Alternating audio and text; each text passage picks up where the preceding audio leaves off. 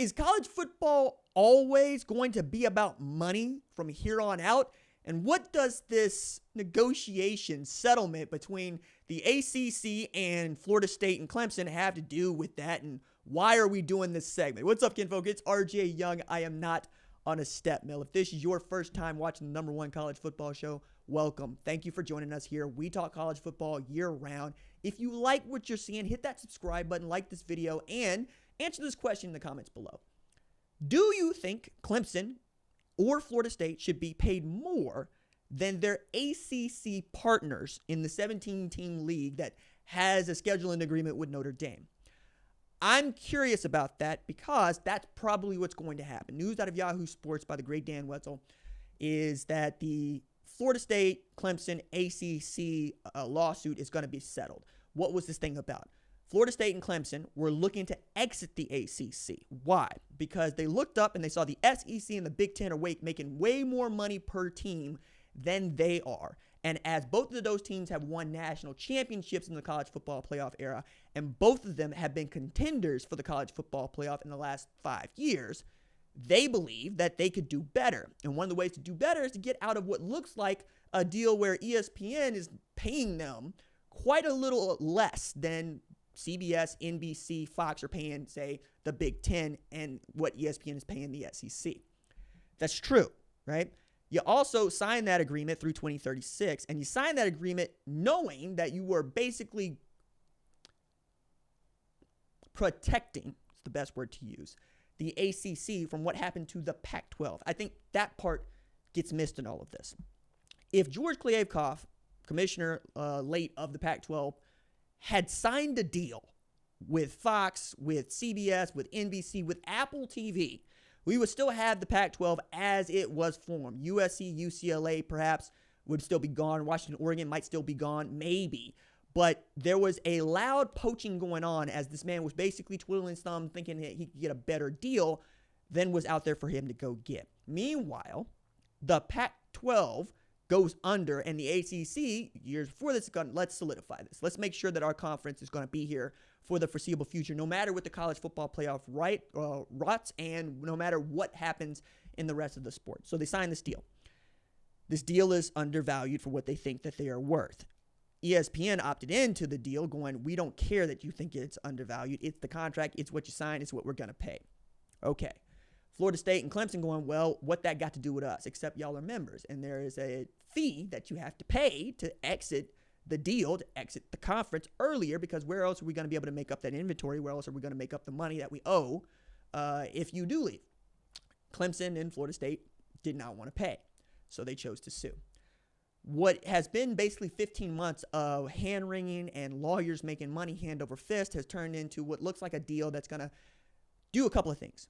It's going to reinstitute this fee that seems to be one nobody's paying about exiting the deal with the ACC and ESPN early. If you want to leave as a member before 2036, you're going to pay X amount. The other part about this that I think is way more important and much more interesting and about money is this incentive to pay the teams that rate the best over Nielsen's TV ratings or a rolling 5-year basis. So it could be worth up to $25 million to a Clemson or a Florida State if they were at the top of this list, in addition to whatever it is that everybody else is getting for being members of the conference and playing an ACC schedule. Also in this agreement is supposed to be brand names like Florida State, Clemson, Miami getting to play Notre Dame more often. You'll know Notre Dame is not an ACC member, but they play a bunch of ACC opponents in an agreement. I call it an open marriage with the Catholic University because that's what it is. They don't play for a conference championship unless it's COVID and we're in the middle of a plague year, and then they can be forced to play an ACC title game. All right, fine. But they are not an ACC member, even though the only year that they were ACC members, they were the champions of the ACC. And you know what? They would have been last year too. We know this because they ran through everybody but Ohio State and Northern Illinois to get to the national championship game. Northern Illinois, hang the banner and call the ACC and say, hey, let us in. We actually beat that team to be whooping y'all ass. What's good now, right? The Huskies ought to be on something different. That aside, I think Miami, Florida State, Clemson know there's a lot of money be made in playing against Notre Dame, because Notre Dame doesn't really play away games as much as it plays bowl games during the regular season. They play MetLife. They play Yankee Stadium. They play these outstanding venues. They play Soldier Field when they played Wisconsin a few years back. They play overseas, right? Everybody makes money when you play Notre Dame. It's why Notre Dame gets to be the only independent with a seat at the table, deciding what the college football playoff is going to be and carving out a space for them exclusively. They never want a top 4 seed. They always want to be the number 5 seed. And it worked out beautifully for them in 2024. They got the home game they wanted. They played an opponent that was worth the damn in Indiana. They stomped them out.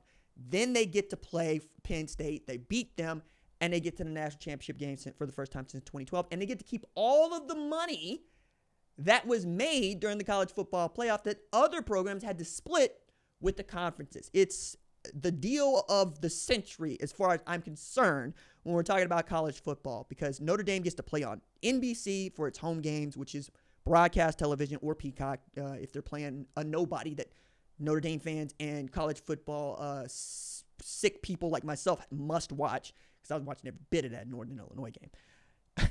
Then again, I watched every bit of the Toledo game when Toledo looked like they were going to beat Notre Dame.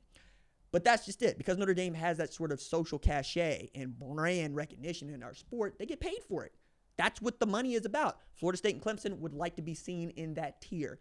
I think other programs could do what Clemson and Florida State are doing and say, hey, we are the draw in this conference, and we want to be paid like we are the draw in this conference. So now it's not just the conferences want to make more than each other. It's that individual teams in those individual conferences want to make more than the others. If you're Ohio State, Michigan, you might be looking at Rutgers and, I mean, pick on somebody else here, say UCLA, and say, what the hell are we paying y'all what we pay ourselves? Like, Rutgers? What have y'all contributed to the Big Ten in the last decade? UCLA, you just got here, right? Going down to Purdue, what have you given back to this conference? Do you win? Do people watch you even if you don't win? That's a question to answer. I think it's interesting when you not just throw this out to like Georgia or Alabama or even Texas or Oklahoma. I think it's more interesting when you get to places like the Big 12, talk about a Colorado, who I'm quite certain is going to outdraw everybody else in their conference. Are they going to be the best team in their conference? Not necessarily.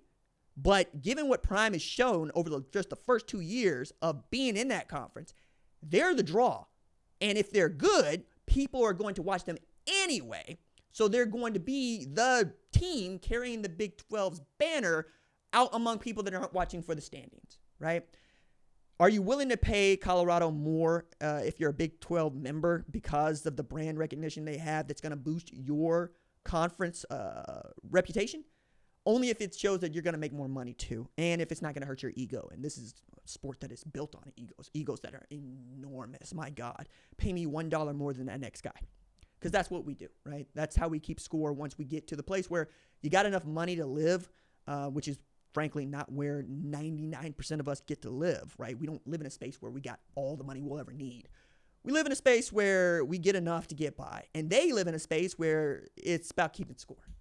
I want the biggest contract ever so that I can say I had the biggest contract ever. No matter that it's more money than I could ever hope to spend. That's where I think this is going to get sticky. This is where I think people are going to get in their feelings even more. Because once you start talking about billions of dollars and tens of millions of dollars, people are going to start rolling their eyes and getting really pissed off and mad because they don't have even a fraction of that. And that's not about being right or wrong. It's about how you have people feeling around you. And this is a principle in my life that I give to anybody free of charge. There are 3 things that get you jobs, okay? Be on time, have people like you, be good at your job. You don't even have to have all 3 to get the job and keep the job. You just got to have 2 of the 3. You can be good at your job and on time, and nobody got to like you.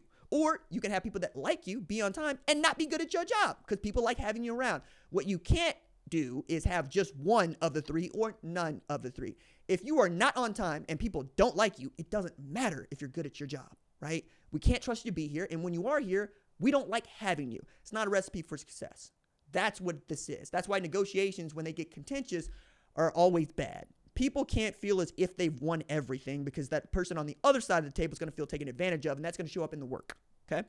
What needs to happen is people got to be on their best behavior, be courteous, polite, say all the things that you would like to be heard, that you need to say, but also things that you would not like to hear said back to you, and everything will be okay. Will this be the way in which this works out for the ACC? I think it will be ultimately, but I think Clemson and Florida State flexing has really raised the eyebrows of a lot of the members in the ACC and watchers of college football, especially with how far this has gone and how far they are willing to take it. And at the end of the day, what are they arguing about? Yeah, it's about money. It's not about tradition. It's not even about winning.